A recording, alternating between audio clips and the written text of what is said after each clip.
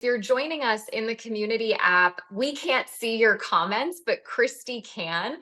And I want to let you know that the way that this conversation will go is I want to spend some time introducing Jessica and Andrea and their incredible story, introducing the life you can save, and really helping everyone that's part of the Interdimension community understand why we're partnering with the Life You Can Save, what effective altruism is.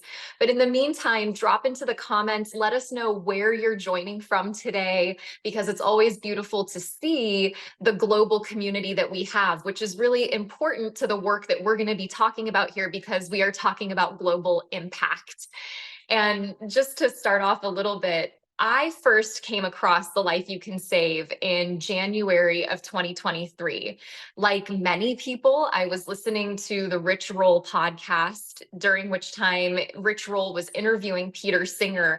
And before I could even get a third of the way through the podcast, I stopped the interview, ordered like 5 copies of the book, ordered it for myself, our business partner, my spiritual best friend who I lead service retreats with and events with, and just started pushing the Life You Can Save out there. As a result, I started doing some of my own research. I began donating to Fistula Foundation, which had a mission behind it that felt very close to my heart. And then last year, Mackenzie Scott donated $15 million to that same organization without any restrictions.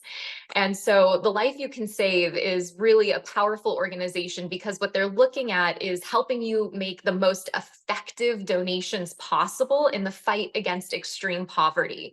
And the beautiful thing that Peter Singer is pointing us to in this book, that we as a community, the Life You Can Save, are going to be reading together between now and the end of the year, culminating with a book club conversation in December, is that in this lifetime, we can bring an end to global extreme poverty. And that is so hopeful at a time when I think a lot of us are feeling like we don't have a lot of hope.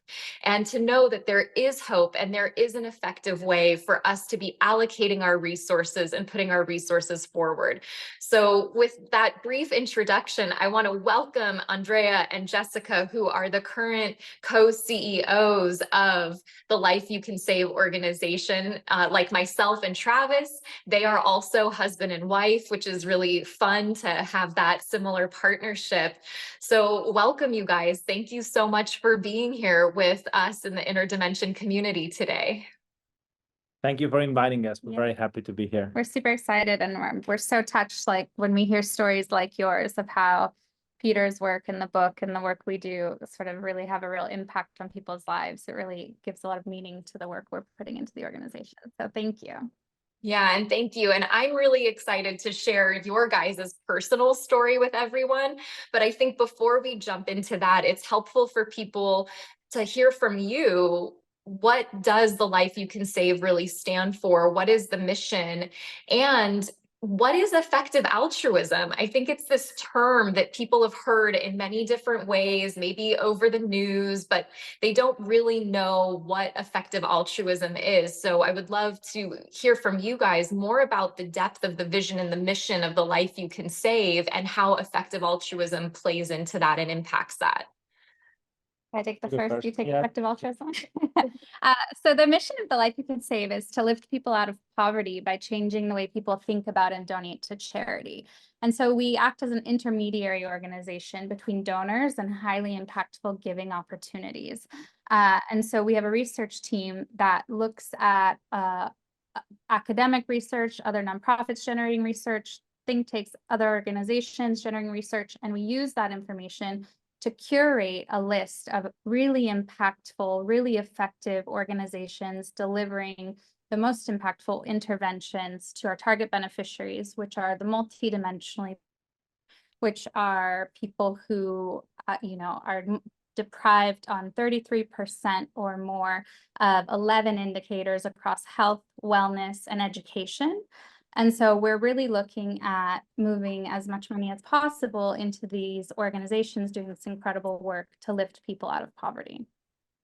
And I want to just point to people something that I know came up for me over the years as I came into adulthood, maybe had some more resources and just the desire to be of service in the way that I could be, is this constant question of, but where is my money going? And is it making an impact? And I think that that's one of the things that is so powerful about the Life You Can Save, is that we know that if we're donating to charities and organizations that have been vetted by the Life You Can Save, that whichever one of those organizations you choose, you know that the money that you're donating is going to be effective in those 11 indicators, which is so powerful to know as someone who wants to make a contribution toward the end of extreme poverty in this lifetime. Absolutely. Yeah, and maybe I can touch on your second question on effective altruism, which it has many definitions if you go online, because it's both an idea and a community of people that started around Oxford University. The basic idea, at least our definition, is the idea that when you're making a donation, you should do it not only with your heart and things that you're emotionally connected to, but also with your head, and looking at data, what the impact is, and if possible, find the best place to donate. And best means where the money can go the furthest, where for $1 you can get more impact, however you define impact, than another alternative. So it's just being, in my opinion, more rational and more strategic in the giving, so that you can really feel confident that you're having impact with your dollars, no matter how much you're donating, whether it's $10, $100, $100,000, the principles are the same. Yeah, and I think that what you said right there at the end is so important for such a wide community, because I know I have felt this way in my lifetime of, I don't have that much to give. And if I only have $10, well, what difference does that make? And what difference can I make? And I think knowing that $10 can make a difference in somebody's life in an organization if it's being donated in an effective way. It doesn't have to be $100 million donation to have an impact. And that piece right there, I think, is so important for people in the interdimension community, and of course, just the world at large, to really hear that and to know that we as individuals can make a difference in small ways with big impact. Yeah, and I think that's true in two ways. One, if your cause is extreme poverty, then $10 can really do a lot, and so can $100. And then the second aspect is you're not alone. You're not the only person donating $10. What we're doing, we're really pooling together donors, and together as a community, they're all donating $10, $100 each, but together they're having a massive impact in the millions of dollars, right? And we think that this is the power of community, and around half of our donors are donors that donate maybe $100 for Christmas, and that's what they're happy to donate or what they can afford. And then the other half are very wealthy individuals. But it doesn't really matter, because once you pool the money together, both the wealthy individuals and the daily donors have a significant impact, because you're pooling everyone together. Yeah, and this is a really important part of why we've designed funds. So it's conceptually the same as like an investment fund, except we charge no fees for anything, any of the work we do, we don't charge fees. We fundraise separately for our operations. But the idea that when you have a fund, we have a fund called the Maximize Your Impact Fund, and collectively we pool all the resources that go into that fund. And our research team makes strategic allocation decisions across all of the organizations that we list in that fund based on current funding needs and where they see the most additionality of the capital going. So it really expands and deepens the impact of even that $10, because as a collective, we're coming together and having a really meaningful impact that's evidence-based and data-driven, and can be really powerful and important to feel that we're doing this together. Yeah, and I will just share on a personal note, last year after reading the book and listening to Peter Singer and learning more about the Life You Can Save, I started making quarterly donations. And it was fascinating to me that when I would make my donation, I felt like I was high for the next week.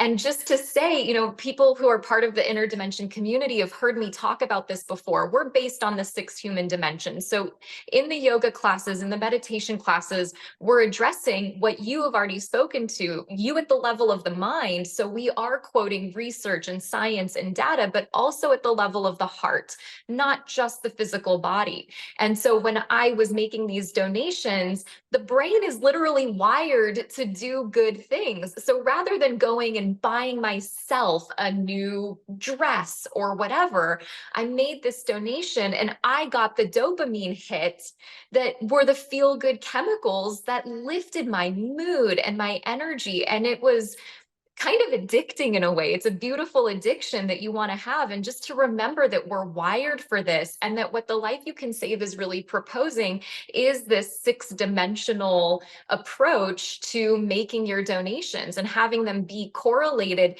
yes, at the level of the heart, but also at the level of the mind, that we want to have this union that's happening between all dimensions of us as individuals, but then how that translates to all dimensions of us as a collective planetary community. So that's so beautiful to feel that interweaving that's occurring. Yeah, absolutely. Absolutely. Yeah. And yeah. No, go ahead. And I think, you know, part of what's really fun is now learning your stories, you know, for you guys as husband and wife, for people who are watching today and learning. Andrea and Jessica, I'll let you tell your own stories, but they are, as co-CEOs of the Life You Can Save, doing this work pro bono, which is so amazing and so incredible. Anybody who's ever run an organization, anyone who's ever run a company knows what an undertaking this is.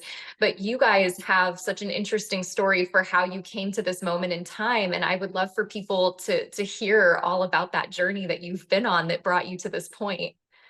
Great, thank Happy you. to share. Okay. I go first. All right. So I'm originally Italian, born and raised in Italy, then spent most of my career in the US, in San Francisco, and then I moved to Switzerland, where we now have our family.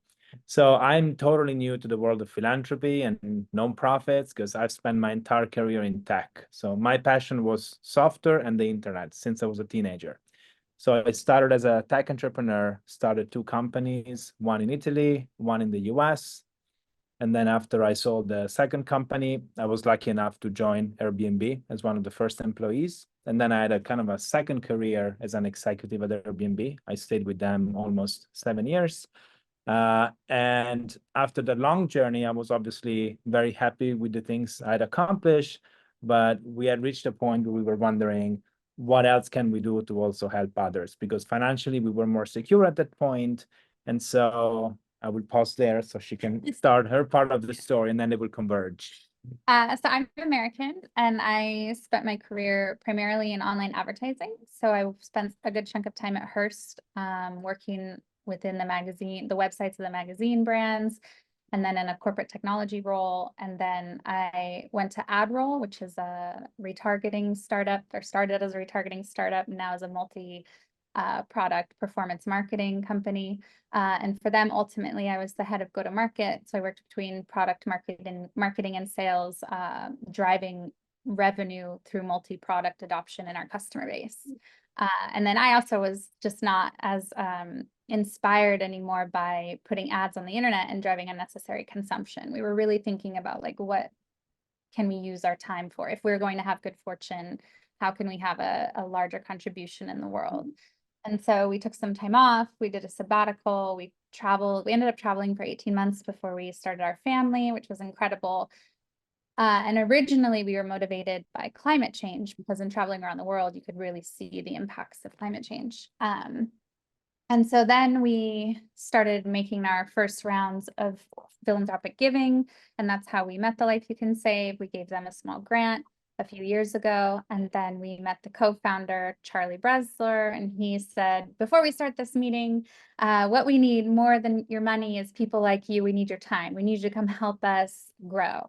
And so we thought about it, and then I started working there first, and then eventually over time I became the COO, and then we were looking to replace the leadership in the organization. And Charlie again pitched us and said, wouldn't you guys want to do this like as your, maybe you're thinking about starting your own foundation. Wouldn't you guys want to do this, you know, as your thing together, grow it in the future? And so we said yes. Yeah. And I think one of the things that we realized when we had money that we could donate, we learned this concept of holy capital. Holy capital is the idea that there are different types of capital. One is money, which we're all familiar with, and you can make donations. The other one is time, like we can donate our time and do good with it. And then there are others like status. Maybe if you're a celebrity, not only you have time, but you have a massive audience, right? So that's definitely not our case. But we had some money to donate and we had a lot of time because we had decided to change our career. So we thought that by also working in a nonprofit to help the nonprofit grow, we could have more impact than just donating. So now we basically do both. We donate the money and then we use our time and our skill and everything we learn in the private sector to have the Life You Can Save grow. Yeah. And again, such a powerful reminder to anyone listening to this conversation that there are multiple ways of giving back. And in yoga, we obviously talk about this in terms of karma yoga, or we talk about it in terms of seva. And for people who are watching, that yes, that could be financial donations, but as Andrea was pointing to, that could be your time and your energy. I know what I've shared here in the community app is we've gone through some of the yoga philosophy this year. It's also been choices we've made in our home about thinking about planetary impact and how we're recycling or using things just within the home. So all of these different ways that people can be empowered. I'm really curious about, now that the two of you are in this role together at the Life You Can Save, what's the vision? You know, what's next? What are your hopes for where this is headed and going with the Life You Can Save?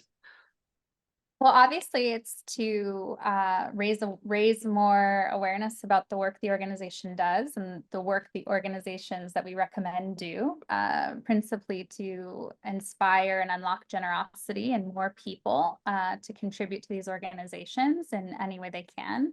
And I think you're touching on something really important with what you were just saying is, at the Life You Can Save, our goal is to convince people that you can take a multi-pronged approach to giving, or a portfolio approach to giving. And so like we also care about climate change, or you were mentioning the things you can do at home or other causes you may care about. And our goal is to really convince everyone why a little bit of what they give should go to help the most in need, because that actually benefits all of us and makes a more stable and just world. Yeah, and then in terms of the organization, obviously I'll say the obvious, which is grow it and make sure that we raise awareness and we raise more money, but also move to different regions. So this organization was started in the US and Australia. So Peter Singer, as you know, he's Australian. The other founder, Charlie, is American. But now we have the ambition to bring the Life You Can Save to other countries. So Europe as a region, it's obviously easier for us because that's where we're based and that's where our network is. And now we're exploring other countries in Asia where we could bring the same message, both the book, which is available in other languages already, and then the organization, meaning allowing anyone that wants to donate to be able to donate to the organizations we recommend. Beautiful.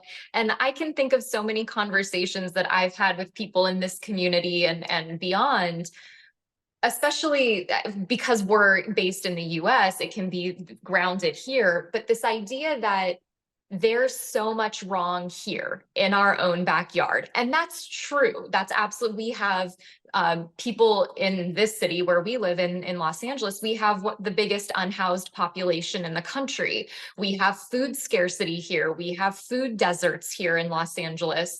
So many problems, especially that you can just see on a visual level driving through the city. And so people will come and say, well, how can I put my money outside of this country when there are so many problems here? And I loved what you pointed to, Jessica, this reminder that when we help those at the extreme end of the poverty spectrum, we actually lift everyone up. And so if that's on your mind for our community that's watching and listening, it's actually something that Peter gets into really well in the Life You Can Save book. And if those are some of the concerns that you have, or that's a thought that you've had, I really hope that people watching will read the book, because I do think that Peter addresses that. But do you have anything else to say to people where that's on their mind? I think on top of what's stated in the book, which you summarize very well, I think our personal view is you don't have to choose. It's not either extreme poverty and neglecting completely my neighborhood, or my neighborhood and neglecting extreme poverty. The beauty of money is that you can just split it in two. Whatever amount of money you wanted to donate, if it's $100, you can do $50 locally and $50 to regions that you might never visit, but the data will be very convincing that you're doing more good. And I think this goes back to bringing together head and heart, because of course you will see the problem with your neighbors in your neighborhood every single day. And who are we to say, well, you shouldn't do that, you should only donate to extreme poverty? That doesn't make any sense to us. I think if you feel a connection towards something and a cause, you should donate, because any donation is such a special act of generosity, and we celebrate every act of generosity. But maybe people can start donating 10% of whatever their budget is, and then one day maybe 20%. And there are some very enlightened individuals that after a while say, you know what, I totally get it. And then maybe I donate 50% to extreme poverty on top of what I do for my neighborhood. So our point of view is that you don't have to choose. If it doesn't feel right for you, you can do both. And I think it's really important to circle back to something we've said earlier, is just how a little bit can go a long way in helping the extreme poor, because so many of the interventions that are life-saving or life-changing or transforming are actually very cost-effective. And so if you can give only $10, you should not feel bad about that. You should feel super happy about that. And like, we applaud anybody who gives even $10, $5 to our organization or our funds, because collectively, if everyone gives some percent of what they can give to help the extreme poor, we will make a huge difference together.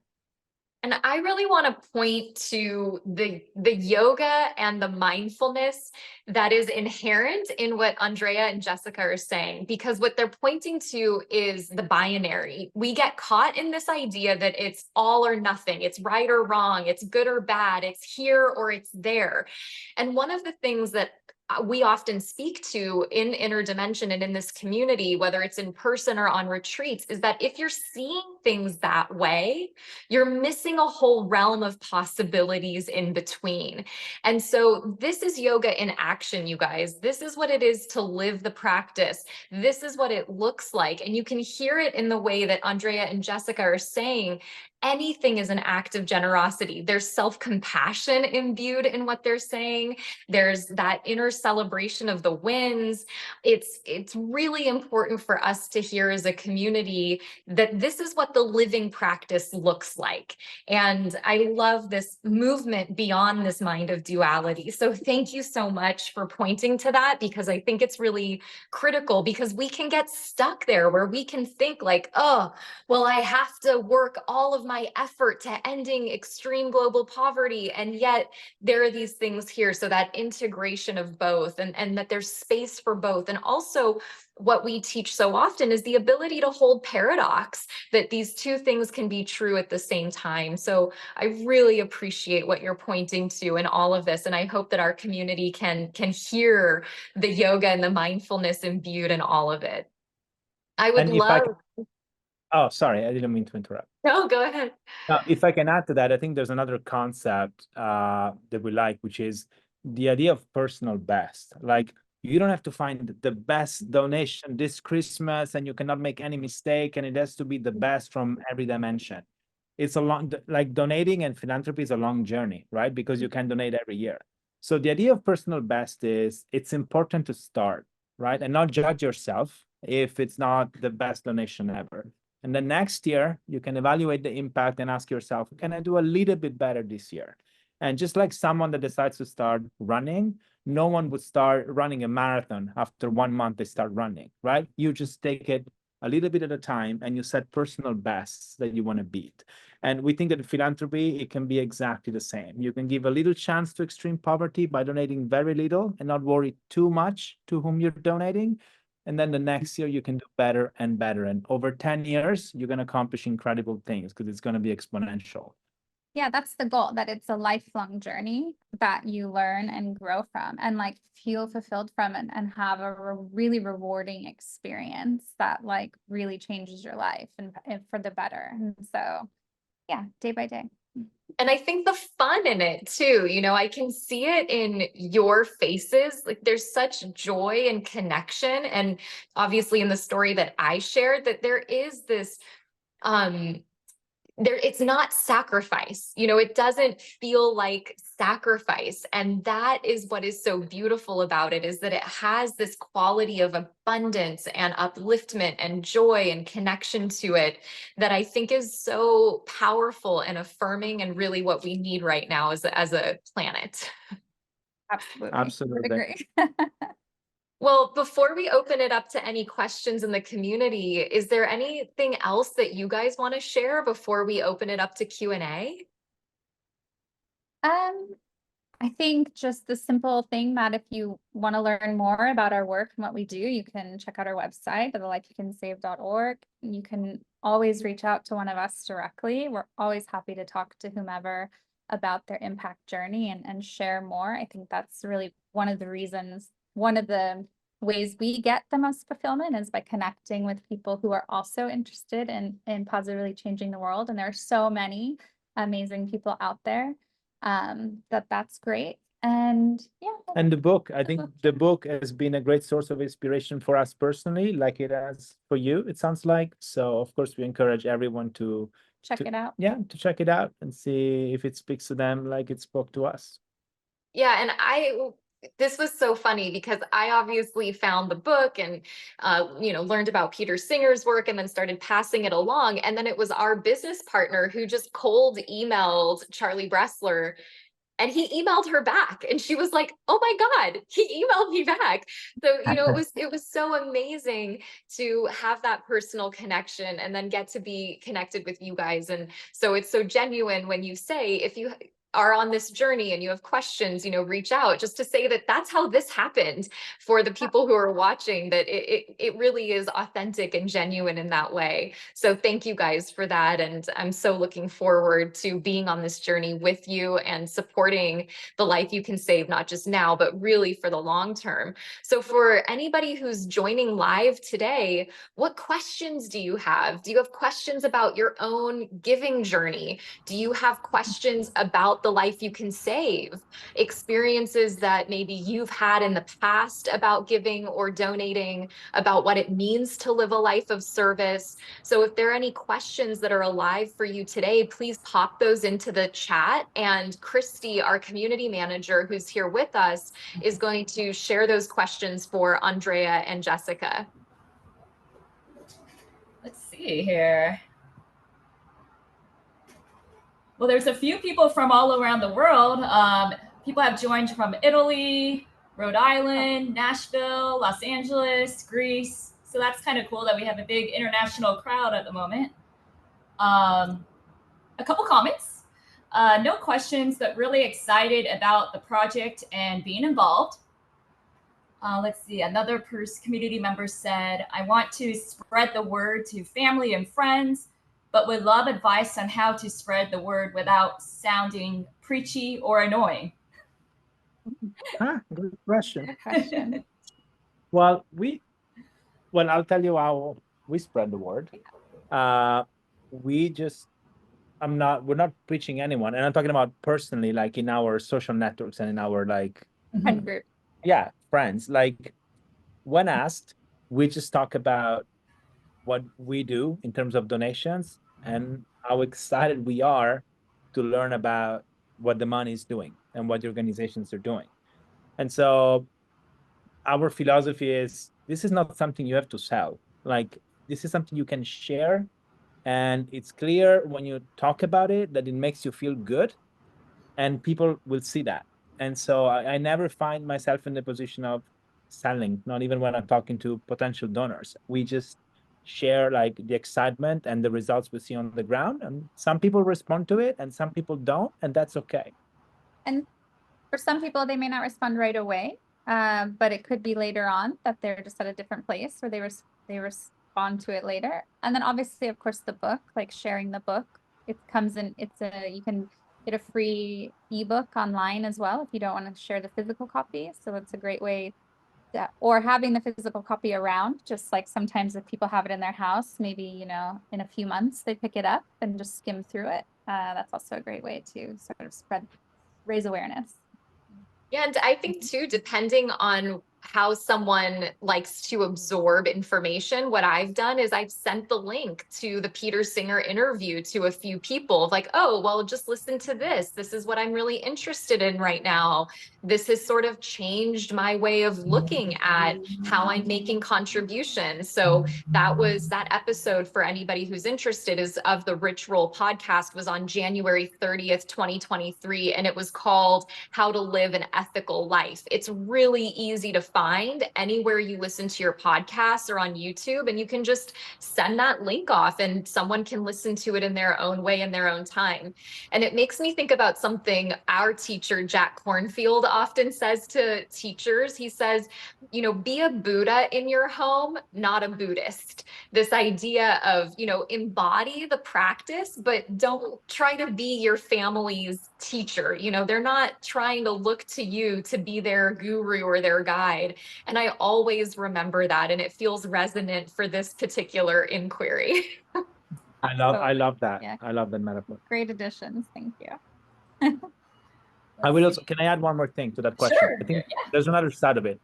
I think in some countries, there is a cultural norm that you should not talk about philanthropy because you should not brag about money you're giving away, because if it's really genuine, you have to keep it private and not tell anyone. We respect this point of view, but we think that there's another way to look at it, which is if you're passionate about the giving, just like it's okay to talk about any passion that you might have. In this case, it would be even more appropriate to talk about your donations, because if you happen to unlock other donations, you're helping even more people. So even ethically, I think there's absolutely nothing wrong in talking about the donations, because the point is not that you want to take credit. The point is that you hope that more people will do what you're doing. And so we always encourage people to be open, and you don't have to share numbers of how much you're donating. But of course, you can share stories of what happened on the ground because of your donation.